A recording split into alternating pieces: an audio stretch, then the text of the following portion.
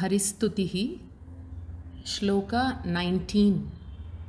Satyam jnanam shuddham anantam vyatiriktam shantam gudham nishkalam anandam ananyam ityahadau yam varunosau bhrigavejam tam samsara dhvanta vinasham harimede. Anvaya. Satyam jnanam shuddham anantam vyatiriktam shantam gudham nishkalam anandam ananyam iti adau ajam asau bhrigave aha tam samsara dhvanta vinasham harim ide. The base meaning will be consciousness or Brahman is Satyam, that which cannot be negated at any period of time, which means it is always present. Then Jnanam. Here Jnanam means Swaprakasham. So it is a self-effulgent Vastu. Anantam means limitless or infinite existence. Shuddham, it is that which is free from the impurities of papa and punya. Vyatiriktam, it is something very distinct and it is in the form of witness, sakshi chaitanyam. Then shantam, it is in a state of contentment where there are no wants at all because of being full in nature. Then gudham, this is an open secret. Although it is Brahman which is present everywhere, it is not known and therefore it is said to be gudham, open secret. Then nishkalam, Brahman is partless, niravayavam. Then Anandam means absolute happiness. Absolute happiness means this is not experiential. The nature of Brahman is happiness. Then Ananyam, consciousness or Brahman is of the nature of the one who is well versed in scriptures. Shrotriya Swarupam. Iti Adau. In this way, or in this method, in the Anandavalli section of the Taittiriya Upanishad. That's the meaning of iti adav. And then ajam, about this unborn Brahman. Asau, this preceptor, Guru Varuna, Bhrigave aha, taught to his son Bhrigu. Bhrigu himself was a great sage. So, tam samsara dhvanta vinasham harim ide. I worship that Hari, the destroyer of ignorance, which causes samsara. Now, what is Brahman? This is a question in every seeker's mind. How this is taught in Taittiriya Upanishad is the structure of shlokas 19 and 20. In Taittiriya Upanishad, firstly, certain attitudes, values, and then some forms of prayers and meditations are taught by the Upanishad. Then in the second chapter, the Upanishad unfolds Brahma Vidya by saying Brahma Vidapnoti Param. So, the initial mention of attitudes and values indicates the qualification of the student, the adhikaritvam of the student. Then to such a prepared shishya, the subject matter of Brahman, and then the result or benefit of gaining this knowledge is pointed out. Now this very important mantra, which includes all this, is Brahmavid apnoti param tadeshabhyukta satyam jnanam anantam brahma यो वेद निहितं गुहायां परमे व्योमन् सोष्णुते सर्वान् कामान् सह brahmana vipashchiteti. This is the mantra. In this mantra, the first word Brahma, that denotes the subject matter. And then the next word Vid means knowledge. The knowledge that is to be unfolded, that is pointed out. Then the next Param Apnoti indicates what will be the benefit of gaining this vidya, gaining this knowledge. Then the rest of the mantra, Satyam Jnanam Anantam Brahma up to Vipashchiteti, is a brief description of the phrase Brahmavid Apnoti Param. What is that description? Satyam Jnanam Anantam is the description of the word Brahma. This is the first quarter of this shloka 19 that we are going to study. So what is Satyam? It implies that Brahman is that which cannot be negated at any period of time, which means Brahman is free from the limitations of time because it is always present. There is no time when it is not there. Then what is the meaning of Jnanam? It defines Brahman as that which is self-effulgent, swaprakasha vastu. Then the word Anantam establishes the fact that Brahman is free from time-wise limitation, space-wise limitation, and object-wise limitation. That is Desha, Kala, Vastu, Paricheda, Shunyaha. This is the meaning brought out by Anantam.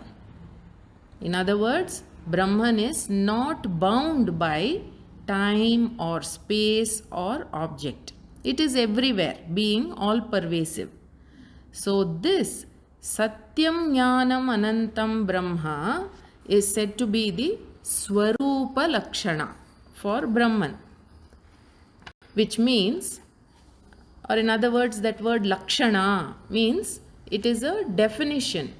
It defines Brahman directly by giving the very nature of Brahman. So now a possible question is, where is this Brahman?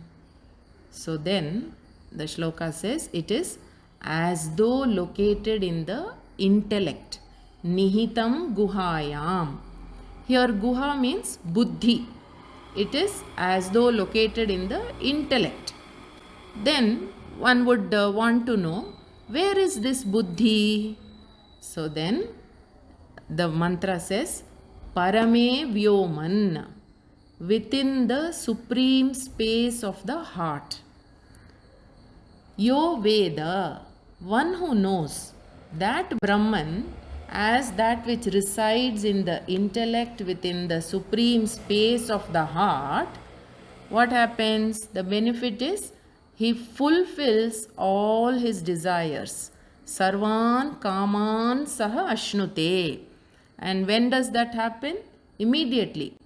As soon as the knowledge is gained by the person, immediately saha sarvan kaman ashnute. And what is the meaning of fulfillment? It is the understanding as vipashchita brahmana. The understanding is that Brahman is omniscient. Here vipashchita means sarvagnaha, all knower, omniscient. So omniscient. So Brahman is sarvagnya. So like this, the mantra says Anantam Brahma, to establish the infinite or limitless existence consciousness. And then the Upanishad talks about the creation of elements from Brahman. So Brahman is the ultimate source. So what it says is, from that which is Brahman, Atmanaha Akasha Sambhutaha. From that which is Brahman, space is born. Then from space, air is born. Akashad Vayuhu. From air, fire is born. Vayor Agnihi. Then from fire, waters is born. Agner Apaha. From the waters, earth is born. Adbhyaf Prithvi. Then from earth, plants are born. Prithivya Oshadhayaha. Then from plants, food is born. Oshadhibhyo Annam. From food, the human being is born. Annat Purushaha. That human being is this body, which is a modification of the essence of food. Savaesha Purusho Annamaya Rasaha. Savaesha Purusho Anna Rasamayaha. So further, the Upanishad takes you through an inward journey. It mentions the 5 levels of experience in the form of sheaths or covers, which are covering Brahman. Starting from the body, the gross body, Annamaya Kosha, then going inwards to the respiration, the vital air force, the vital air, Pranamaya, then the mind, the thinking and the doubting mind, Manomaya, then the Vijnanamaya Kosha, and the innermost is Anandamaya Kosha, which is closest to Brahman. Then this shloka says Vyatiriktam. That implies Brahman is the Sakshi Chaitanyam, witness consciousness, because of whom all these 5 levels of experience are made known. Then we go to the word Shuddham, the one who is free from impurities of Papa Karma and Punya Karma. Then the shloka says Shantam. It means Nirasta Sarva Upadravam, which gives us the meaning of it is a state of contentment or fullness in which one is completely free from any kind of fear. Now this fearlessness is explained as Yada hyeva esha etasmin adrishyena nirukte nilayane abhayam pratishtham vindate athaso bhayam gato bhavati atha saha abhayam gataha bhavati. The meaning will be like this. When indeed yadahi eva esha, one attains abhayam pratishtham, abidance in the fearlessness, which is the knowledge of Brahman, which means the knowledge of I, the Jiva, who is never away from the total, the Samashti Brahman. This knowledge is known as fearlessness. So this knowledge, it makes the person free from being caught up in the fear of birth and death. So this knowledge is the fearlessness. Then adrishye, that which is invisible, anatmye, that which is bodiless, anirukte, undefinable, anilayane, that which is supportless. It does not need any support. Then abhayam, then this seeker attains fearlessness. Now that was a very, very brief explanation. Because we are focusing more on the shloka, I am only able to give a very brief explanation of what is said in the Upanishad. just to bring out the beauty of the shloka, that the whole Upanishad content, how it is presented in this shloka form. Then the word gudham, it means that which is an open secret. All that is here is only Brahman, and yet one does not know this because it is not available as an object to be known by the sense perceptions. Now the Upanishad says, Yato vacho nivartante aprapya manasa saha. When speech and mind attempt to objectify Brahman, they return or they retreat without revealing it. Now, what is speech? It is in the form of words, and words can reveal only the common objects which have some kind of an attribute, some guna it should have. Now, Brahman is free from any kind of divisions and attributes, so it is gudham. Further, the shloka says nishkalam, which is niravayavam, means partless. Consciousness is partless, it has no parts. Then anandam means parama premaspadam. It is the highest state of happiness which is absolute. Here, state does not mean that this happiness is experiential. This happiness is the nature of Brahman. In that sense, this is the absolute state of happiness. Then ananyam, which means shrotriya swarupam, that which always shines as the very nature of one who is well versed in the scriptures.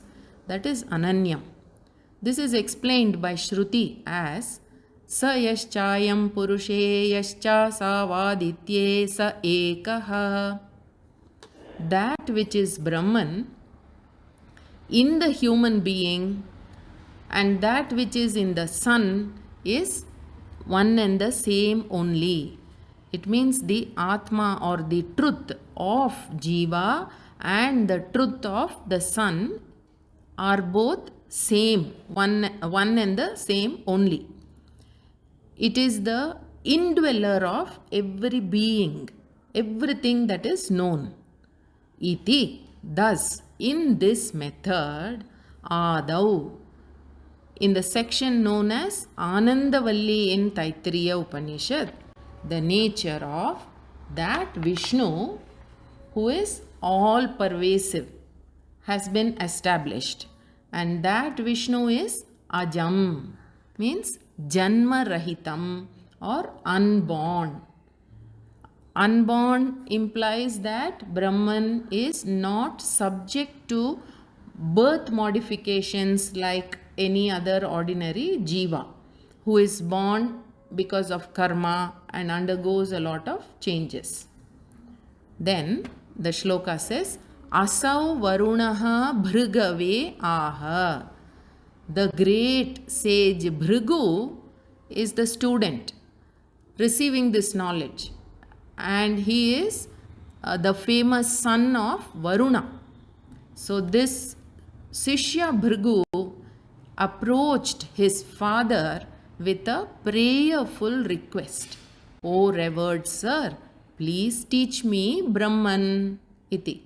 And then Varuna said to Bhrigu, prana, food, prana, eyes, ears, mind, speech, these are all the means or the dwara, the doorways of knowing Brahman.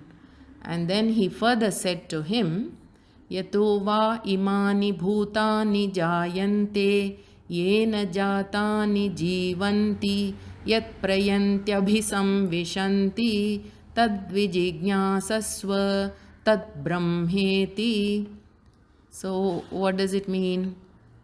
He pointed out further that from which indeed all these beings are born, by which the beings that are born, they live and are sustained, and unto which they all go and resolve, merge.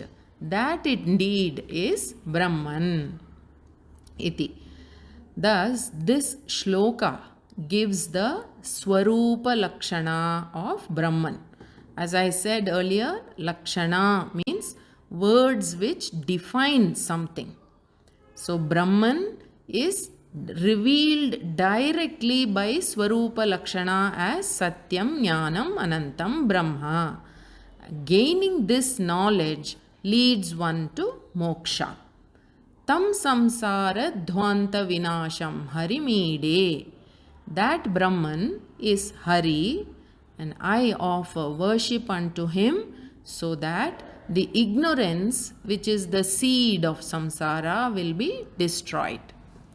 Satyam jnanam shuddham anantam vyatiriktam shantam gudham nishkalam anandam ananyam ityahadauyam varunosau bhrigavejam tam samsaradhvanta vinasham harimide. Namaste.